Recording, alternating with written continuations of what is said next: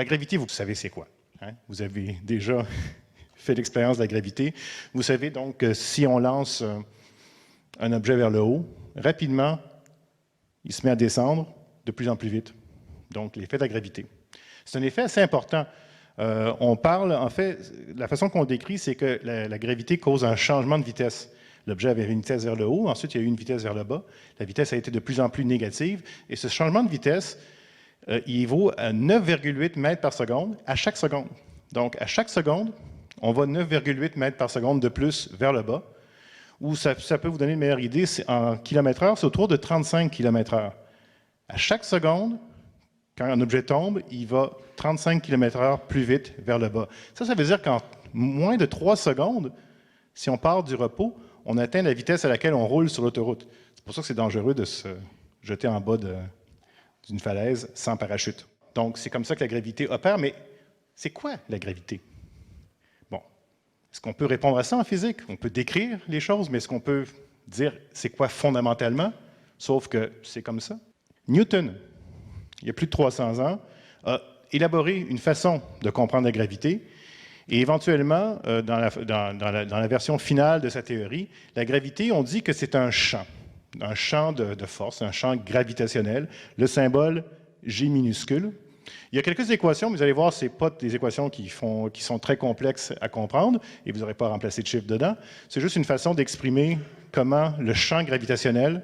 Donc l'idée, c'est qu'un objet comme la Terre, de masse grand M, produit autour de lui un champ gravitationnel. Qu'est-ce que c'est? On va en parler tantôt. Pour l'instant, voyez ça comme une sorte d'aura, comme un champ d'influence autour de l'objet. Et ce champ-là, pour le calculer, ça dépend de la masse de l'objet qu'il produit. C'est proportionnel. Donc, plus la masse m est grande, plus elle produit un champ de gravité important. Il y a une constante de proportionnalité en avant pour que les unités fonctionnent. Et ce qui est intéressant aussi, c'est que c'est divisé par r au carré. R, c'est la distance. Donc, plus vous êtes loin de l'objet, ça diminue comme le carré. Par exemple, si vous êtes 2 fois plus loin, le champ de gravité va être 4 fois plus petit. Si vous êtes 10 fois plus loin, il va être 10 fois plus petit. Donc, ça, c'est l'équation. Et maintenant, ça, c'est le champ. Mais pour l'instant, il ne se passe rien. Il y a juste un objet qui produit un champ autour de lui, la Terre de masse m, grand M. Maintenant, imaginez une pomme de masse petit m qui est placée aux alentours de la Terre. Cet objet-là va subir un effet causé par le champ gravitationnel. Et en fait, comme je disais tantôt, ça se manifeste comme un changement de vitesse. Donc, la formule qui donne le changement de vitesse, qu'on appelle delta V, ça va être le champ gravitationnel, c'est lui qui produit le changement de vitesse. Mais maintenant, un objet, plus l'objet a une grande masse. Donc ici, j'ai un cube qui a à peu près 100 grammes de masse, parce qu'il est quand même assez, c'est un matériau assez léger. Il subit un effet gravitationnel qui est proportionnel à sa masse. Mais on voit aussi que la formule nous dit que l'effet, le delta V, est aussi inversement proportionnel à l'inertie de l'objet. C'est que l'objet, plus l'objet est gros, plus il va subir un effet important, mais plus il va résister à l'effet. Et vous voyez, les m se simplifient, ce qui fait que finalement, l'objet va réagir au champ de gravité de la même façon, peu importe sa masse. Et ça, c'est l'expérience célèbre de Galilée, qui a laissé tomber 2 objets de masse différentes pour se rendre compte que ça donnait la même chose. Donc, c'est difficile à faire avec le micro. Et tiens, Claude va faire la démonstration. Donc, vous avez un objet ici, je les ai pesés avant, c'est à peu près 20 grammes la gomme à effacer, à peu près 100 grammes le cube, 5 fois plus de masse. Ils tombent en même temps. C'est ce qu'on a dit, justement. La raison que ça marche comme ça, c'est que l'objet qui était 5 fois plus gros se faisait attirer 5 fois plus, mais résistait 5 fois plus. Maintenant, vous allez dire, OK, c'est correct, c'est comme ça que ça marche. Mais pensez-y, le facteur petit m, qu'on appelle la masse de la pomme, là, ou de l'objet, il joue 2 rôles. Il détermine comment vous allez être attiré, mais aussi comment vous résistez. Pourtant, être attiré gravitationnellement, puis résister à un changement de vitesse, c'est 2 phénomènes différents. On aurait pu imaginer que ce soit 2 paramètres différents qui décrivent ça, mais c'est le même. Et dans la théorie de Newton, on ne sait pas pourquoi. C'est une coïncidence mystérieuse. C'est comme ça. Et c'est pour ça que les objets tombent tous au même rythme dans un champ de gravité. Bon, donc, on en était là avec la théorie de Newton. On peut se dire, OK, c'est beau, on comprend bien la gravité. On a dit que la gravité, c'est un champ gravitationnel. OK, mais c'est quoi un champ gravitationnel? Bon, ici, dans l'image, on a, je ne sais pas, quelque chose, une sorte d'aura verte qui entoure la Terre. Est-ce que c'est ça le champ gravitationnel? Oui, mais concrètement, c'est quoi? Et c'est là qu'arrive Einstein, au début du 20e siècle, donc à peu près 100 ans, a développé une théorie qu'on appelle la relativité générale, que vous avez peut-être déjà entendu parler. Dans cette théorie-là, la gravité est une courbure, une déformation de l'espace-temps autour des objets. Donc, ce qu'on appelle le champ gravitationnel de la Terre, par exemple, dans lequel on se trouve en ce moment, c'est que la Terre crée une distorsion de l'espace-temps autour d'elle, et cette distorsion-là se manifeste comme étant de la gravité. Il y a plusieurs façons de le représenter. Ici, par exemple, vous voyez, il y a une masse qui crée une distorsion de la grille d'espace-temps. Ça, c'est comme en 2 dimensions. En 3 dimensions, c'est peut-être plus réaliste comme ça. Quand l'objet, on a, mettons, la Terre qui se déplace dans l'espace, vous voyez, la Terre crée une déformation de l'espace-temps autour d'elle. Et c'est ça qu'on perçoit comme étant la gravité. Maintenant, je vais l'expliquer. Je vais vous expliquer comment une déformation de l'espace-temps peut se manifester comme étant ce qu'on appelle ou ce qu'on ressent comme étant la gravité. Pour comprendre ça, il faut justement, je vais tracer des diagrammes espace-temps. Vous allez dire, mon Dieu, ça va être extrêmement compliqué, mais vous en avez tous déjà fait au secondaire, parce que même si vous n'êtes pas en sciences, parce qu'un diagramme espace-temps, c'est juste un graphique de l'espace en fonction du temps, de x en fonction du temps. Donc, vous avez fait ça, puis vous vous rappelez peut-être que la pente du graphique donne la vitesse. Alors ici, n'oubliez pas, c'est un graphique, mettons ici y en fonction du temps. Donc, si j'ai une pomme que je tiens immobile, le graphique a l'air de ça. Ça donne une droite. Ou c'est aussi, s'il n'y avait pas de gravité, si j'étais dans un endroit sans gravité, je mettais une pomme puis je la lâchais, elle resterait là. Donc, à n'importe quel temps, vous voyez, elle a la même position. Donc, ça crée une droite.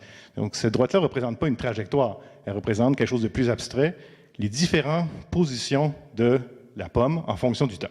Bon, ça, c'est facile à comprendre. C'est ce qui arrive quand il n'y a pas de gravité dans un espace-temps qui n'est pas courbé ou pas modifié par la présence d'un champ gravitationnel. Maintenant, qu'est-ce qui arrive si on est dans un espace-temps courbé? Comme dans la pièce, l'espace-temps est courbé par la masse de la Terre. Bien, ce qui est intéressant, c'est que, d'après Einstein, les objets se déplacent toujours en ligne droite à vitesse constante. Vous allez dire, mais c'est pas vrai, quand on lance un objet, il ne se déplace pas en ligne droite à vitesse constante. Dans le champ de gravité, il courbe. Oui, mais Einstein dit, ça, c'est ce qu'on perçoit parce que l'objet se déplace en ligne droite à vitesse constante dans l'espace-temps. Mais l'espace-temps est courbé. Donc, nous, on voit pas l'espace-temps au complet, on voit juste l'espace à différents temps. Et ça nous se manifeste comme étant une courbure. Alors, pour voir ça ici, regardez, j'ai encore ma pomme que je lâche. Maintenant, vous savez qu'elle subit l'effet de la gravité. Mais Einstein dit, il n'y a pas vraiment d'effet de la gravité, c'est juste que l'espace-temps est courbe. Donc, la pomme continue à être à la même position en fonction du temps, mais la grille d'espace-temps est courbée. Localement, chaque carré est encore normal, ce qui fait que localement, la pomme continue à se déplacer en ligne droite dans chaque petite portion d'espace-temps, mais chaque portion étant décalée par rapport à l'autre. Vous voyez qu'est-ce que ça donne? Si on ramène la grille droite, parce que nous, on ne la voit pas, la courbure d'espace-temps, on n'a pas l'impression qu'il est courbé.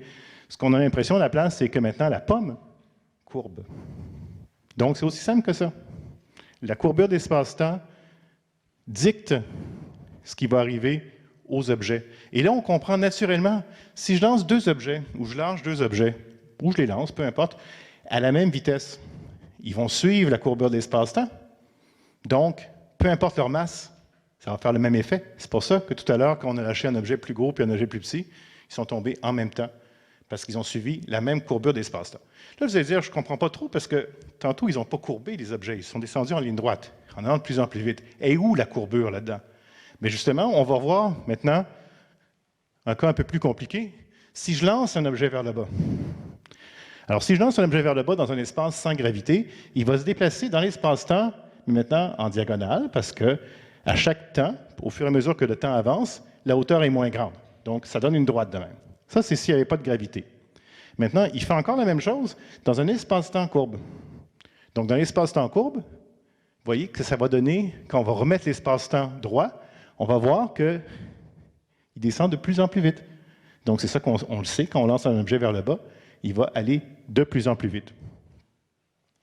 Bon, là, je suis sûr que, à ce stade-ci, peut-être du monde qui dit « Ouais, j'ai déjà entendu parler de ça, mais justement, je n'ai jamais compris trop comment ça marche parce qu'il y a un phénomène assez simple qu'on peut mettre en évidence. C'est que si je prends un objet et je le lance, dépendamment de la vitesse, il ne va pas réagir de la même façon. Vous voyez? Ici, il a courbé quand même assez.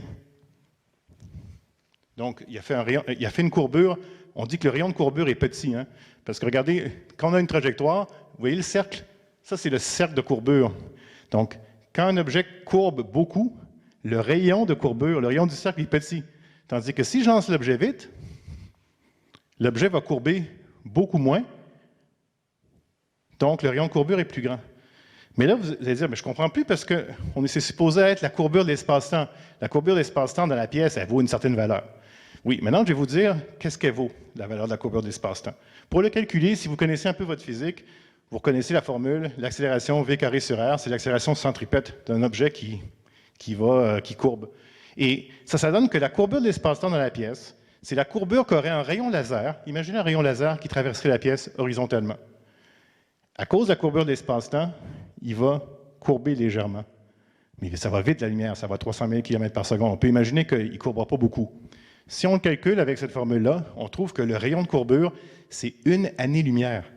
Ça veut dire que le rayon laser, si on continuait sa courbure, ça ferait un cercle de 1 année-lumière. C'est pour ça qu'on ne s'en rendra pas vraiment compte. On a l'impression que le rayon laser est droit. Bien, la courbure de l'espace-temps dans la pièce, c'est 1 année-lumière à peu près. Vous allez dire, bien là, je ne comprends pas. Quand j'ai lancé l'objet tantôt, il a courbé sur quelques mètres, pas sur 1 année-lumière. Et voilà, ce qui est beau, c'est que ce que vous avez vu quand j'ai lancé l'objet, c'était la projection dans l'espace de la courbure de la trajectoire dans un espace-temps à 4 dimensions, parce qu'il y a 3 dimensions d'espace, une dimension de temps, 4 dimensions. On voit juste une projection à 3 dimensions.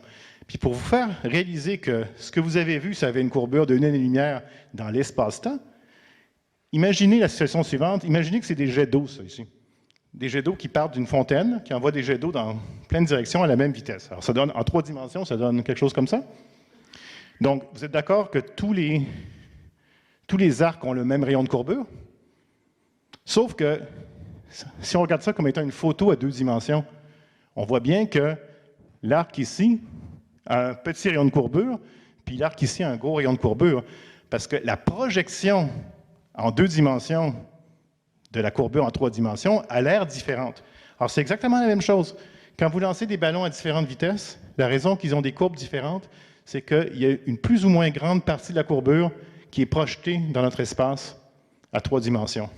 Maintenant, je ne veux pas rentrer trop dans les détails parce que ça devient assez bizarre quand on commence à penser à ça, mais Einstein, une façon de voir la relativité d'Einstein, c'est de se dire que tous les objets dans l'espace-temps ont la même vitesse dans l'espace-temps.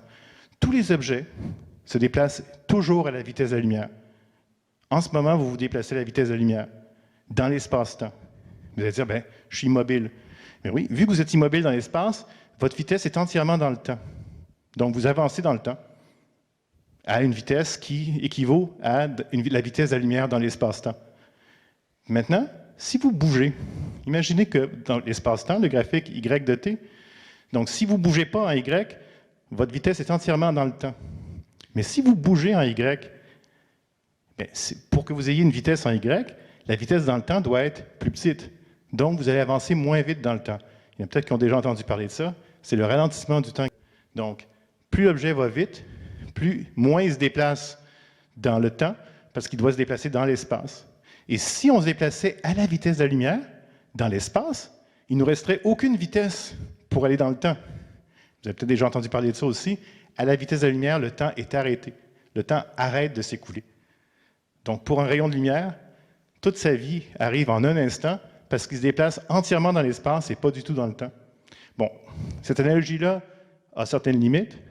Quand on fait la relativité de manière plus traditionnelle, on ne parle pas tout à fait de cette analogie-là parce que ça risque de mélanger les élèves un petit peu, mais ça existe. Il y a un moyen de comprendre la relativité comme étant le fait qu'on se déplace toujours à la vitesse de la lumière par rapport à l'espace-temps.